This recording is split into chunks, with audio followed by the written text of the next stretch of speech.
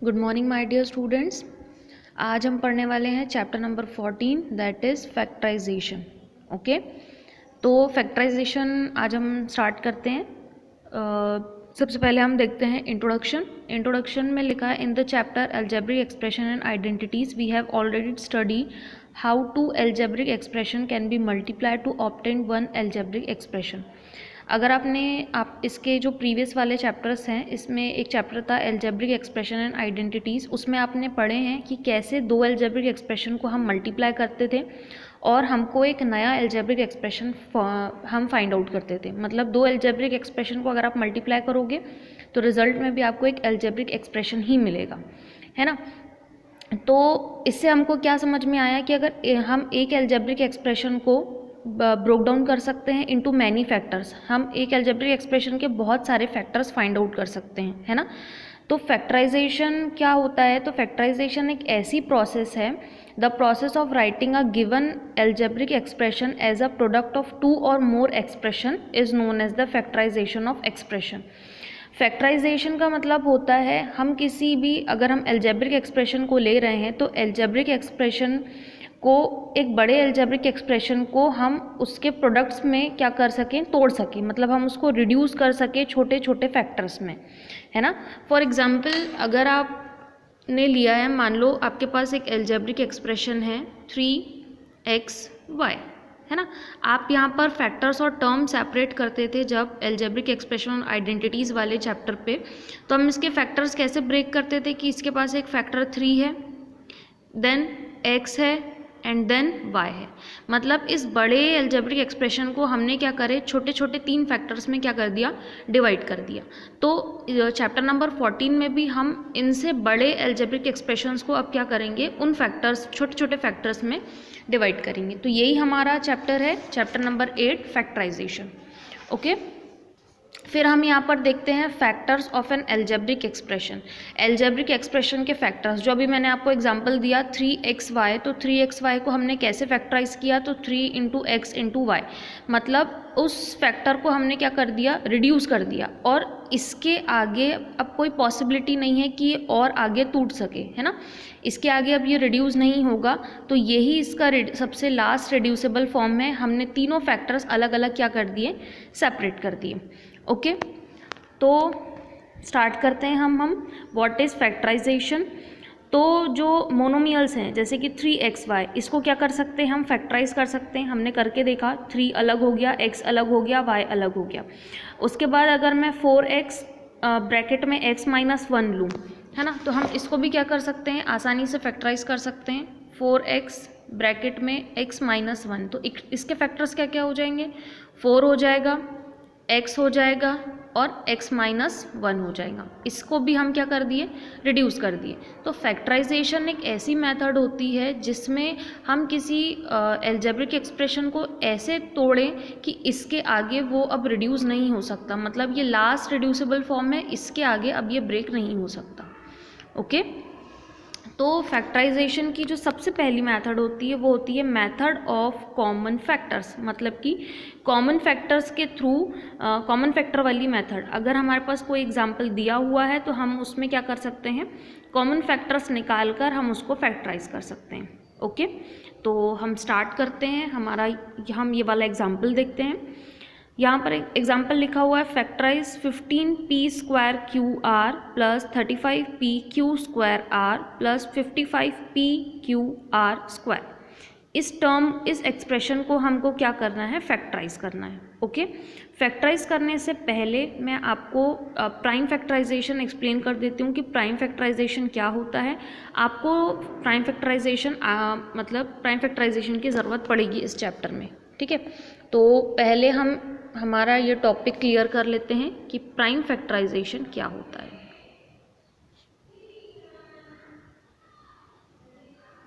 Okay, suppose I am taking a number 30। Okay, अब मुझे 30 को क्या करना है, प्राइम फैक्टराइज करना है। तो सबसे पहले तो प्राइम फैक्टराइजेशन क्या होता है, प्राइम फैक्टराइजेशन उस फैक्टराइजेशन को कहते हैं कि अगर कोई नंबर दिया हुआ है तो हम उसको ऐसे फैक्टर्स में ब्रेक करें कि उसके हर एक नंबर क्या होना चाहिए, प्राइम नंबर होना चाहिए, है ना। प्राइम नंबर अब क्या होता है, जिसका कॉमन फैक्टर सिर्फ क्या होता है, 1 होता है। क्या होता है, कॉमन फैक्टर सिर्फ 1 होता है। तो अगर मैं इस 30 को क्या बोलना चाहिए, ब्रेक करूं, तो आप कह सकते हैं कि मैम हम 6 × 5 भी तो कर सकते हैं। 6 × 5 भी क्या होता है, 30 होता है। बट हमको क्या करना है, प्राइम फैक्टर्स में इसको ब्रेक करना है। तो 5 तो एक प्राइम नंबर है। 5 किसी और के टेबल में आता है क्या, नहीं, ये सिर्फ अपने ही टेबल में आता है। इसका कॉमन फैक्टर सिर्फ क्या है, 1 ही है। ओके, लेकिन 6 तो आपको पता है 6 2 के टेबल में भी आता है, 6 3 के टेबल में भी आता है। तो ये इसका प्राइम फैक्टराइजेशन नहीं हुआ। प्राइम फैक्टराइजेशन निकालने के लिए हम ये प्राइम फैक्टराइजेशन वाली मेथड अप्लाई करते हैं। इफ़ 30 को हमको ब्रेक करना है तो हम सबसे छोटा प्राइम नंबर लेते हैं। सबसे पहले तो सबसे छोटा प्राइम नंबर कौन सा होता है, 2 होता है ना। तो क्या 32 से डिविजिबल है, तो हाँ 32 से डिविजिबल है। तो हम 2 से इसको डिवाइड कर लेंगे। 2 1 ज़ा 2, ओके, बचा कितना 1, कितना हो गया 10, 2 5 ज़ा 10, ओके।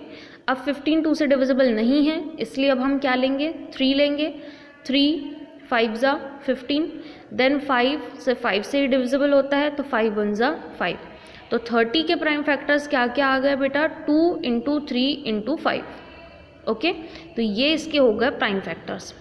तो ऐसे ही हम ये वाला क्वेश्चन अब सॉल्व करते हैं कि factorize 15p² plus 35p² plus 55p², okay.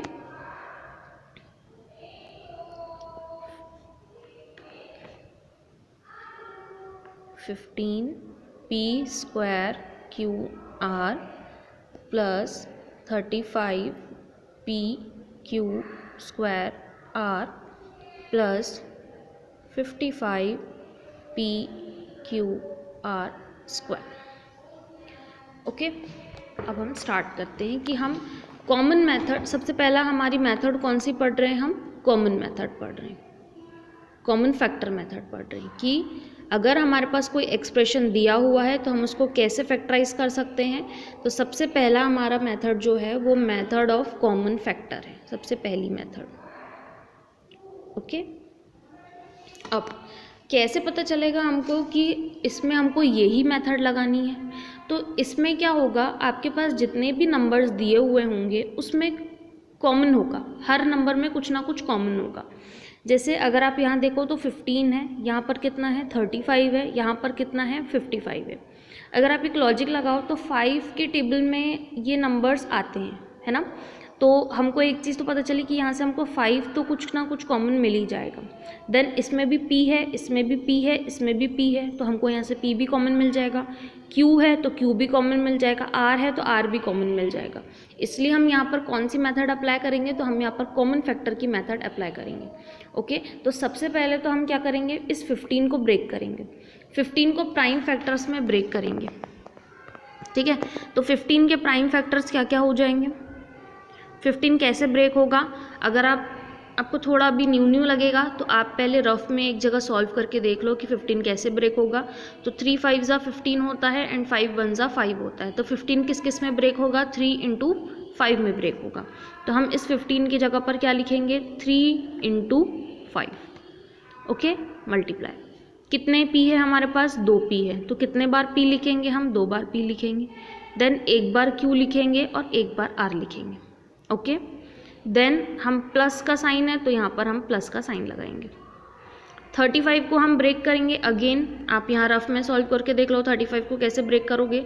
तो 5 7 ज़ा 35 एंड 7 1 ज़ा 7 होता है, तो ये 5 × 7 में ब्रेक हो जाएगा, ओके। तो ये हो गया 5 × 7 × एक P है तो एक P, 2 Q हैं तो हम 2 बार Q लिखेंगे और एक R है तो एक बार हम R लिखेंगे, ओके।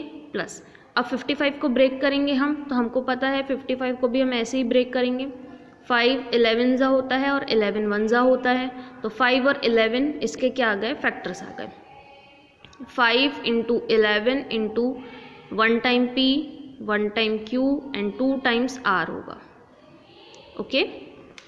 अब नेक्स्ट आपका स्टेप है, आप हर जगह से क्या निकालोगे, कॉमन निकालोगे। तो सबसे पहले आप देखो प्लस के इधर वाला जो है ये 15p² QR का फैक्टर है, प्लस के उधर वाला ये 35 वाले का है और प्लस के उधर वाला वो 55 वाले का है। तो अगर आप देख रहे हो तो इसमें भी 5 आ रहा है, ओके, इसमें भी 5 है और इसमें भी 5 है। तो आपको सबसे पहले एक कॉमन फैक्टर क्या मिला बेटा? 5 मिला। तो आप 5 को तो इधर लिख लो, ओके। नेक्स्ट और हम कुछ कॉमन देखते हैं, p है, इसमें भी p है, इसमें भी p है, तो क्या लिख लेते हैं हम इनटू में p। नेक्स्ट एक p यहाँ पर है लेकिन यहाँ पर कोई p नहीं है और यहाँ पर भी कोई p नहीं है, तो अब हम p कॉमन नहीं ले सकते। अब क्या लेंगे हम? q। तो यहाँ पर भी q अवेलेबल है और यहाँ पर भी एक q अवेलेबल है, तो हम यहाँ पर क्या लिखेंगे? q। नेक्स्ट r देखते हैं, तो यहाँ पर एक r मिला, यहाँ पर भी एक r मिला, यहाँ पर भी एक r मिला, तो उसको भी हम क्या कर लेंगे? बाहर लिख लेंगे। देन ये तो हमारा कॉमन निकल गया। अब जो जो बच गया है हम उसको ब्रैकेट के अंदर लिख लेंगे। इसके पास क्या बचा बेटा? 3 और क्या बचा? p। तो 3 इंटू p कितना हो गया हमारे पास? 3p। देन हम प्लस का सिंबल लगाएंगे, 7 बचा इसके पास और एक q बचा, तो क्या लिखेंगे हम यहाँ पर? 7q। देन प्लस यहाँ बचा 11 और क्या बचा यहाँ पर? r बचा, तो हम क्या लिखेंगे? 11r। बस 5 into p into q into r कितना हुआ? 5pqr। और अंदर ब्रैकेट में कितना बचा? 3p plus 7q plus 11r। ये आपका क्या हो गया? आंसर। ये फैक्टराइज हो गया। देखिए हमारा आंसर आ गया 5pqr 3p plus 7q plus 11r। बहुत सिंपल है, factor of finding common methods, ये आपको बहुत आसानी से बन जाएगा, ओके। हमारा दूसरा एग्जाम्पल हम यहाँ पर देख लेते हैं। 8a² माइनस 16ab था, तो उसने 8a को सबसे पहले फैक्टराइज किया, तो 8 फैक्टराइज हुआ 2 इंटू 2 इंटू 2 में, और क्योंकि इसके पास 2a थे तो उसने a इंटू a लिया। देन 16ab था, तो 16ab को भी उसने ब्रेक करा 2 इंटू 2 इंटू 2 इंटू 2 में, और a एक बार, b एक बार, ओके। उसके बाद जो जो कॉमन टर्म थी उसने उसको बाहर निकाला, तो यहाँ पर एक 2 हमको बाहर मिला, तो आप यहाँ बाहर लिखो 2। फिर एक और 2 हमको बाहर मिला तो हमने उसको बाहर निकाल लिए। फिर एक और 2 हमको कॉमन मिला तो उसको भी हमने बाहर निकाल लिए। एक a हमको कॉमन मिला तो हमने a को भी बाहर निकाल लिए। अब अंदर क्या बचा हमारे पास? a माइनस इसके पास कितना बचा? 2 इंटू b, मतलब कि 2b। ये कितना हो गया बेटा? 8a minus 2b। ये हमारा आंसर होगा, ओके। तो अब आप इसको सॉल्व कीजिए, आपको आसानी से ये चीज़ अब समझ में आ जाएगी कि हमको ये फैक्टर्स कैसे फाइंड आउट करने हैं। मैं एक एग्जांपल आपको और बता देती हूँ इसमें सॉल्व करके, है ना। जैसे हम ये वाला एग्जांपल ले लेते हैं, फैक्टराइज 4x² ब्रैकेट में x minus 1 minus 6x³ bracket में x² माइनस 1, ओके। तो इसको हम सॉल्व करके देख लेते हैं।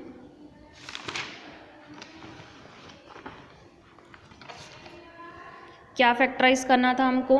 4x² x minus 1 minus 6x³ bracket में x² माइनस 1, ओके। चलो स्टार्ट करते हैं हम इसको सॉल्व करने के लिए।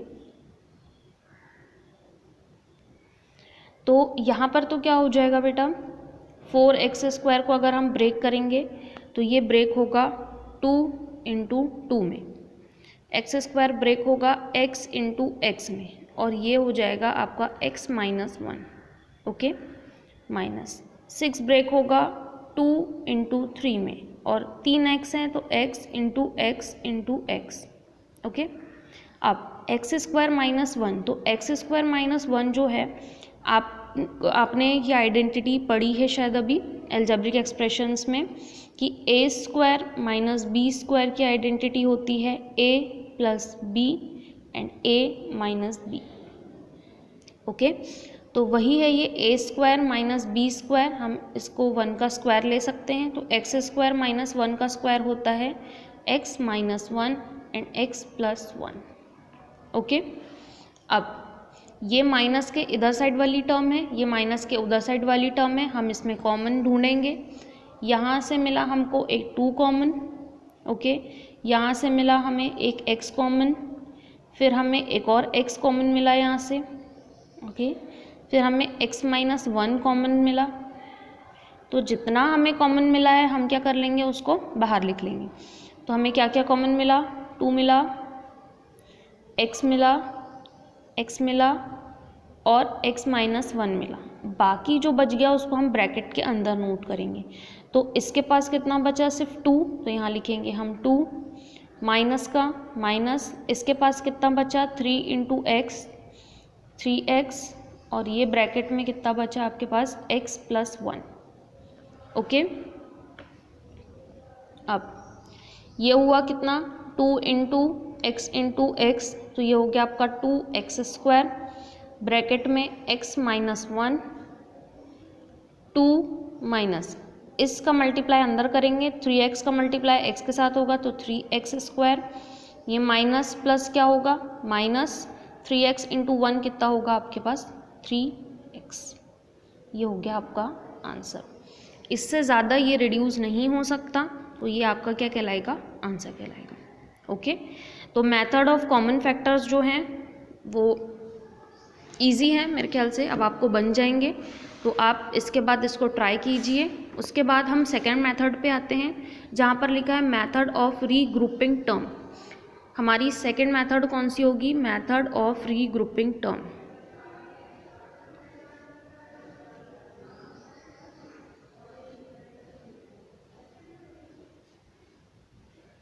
ठीक है, अगर आप वर्ड पे जाओ तो वर्ड पे क्या लिखा हुआ है, रीग्रुपिंग, मतलब कि फिर से ग्रुपिंग करना।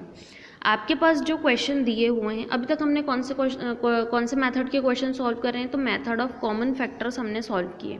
कॉमन फैक्टर में क्या करते थे, हम ये देखते थे कि उसमें अगर कुछ कॉमन है तो हम पूरी टर्म्स में से कॉमन निकालते थे और कॉमन निकालने के बाद हम उसको सॉल्व करते थे। अब हमारे पास नेक्स्ट मेथड है मेथड ऑफ रीग्रुपिंग टर्म।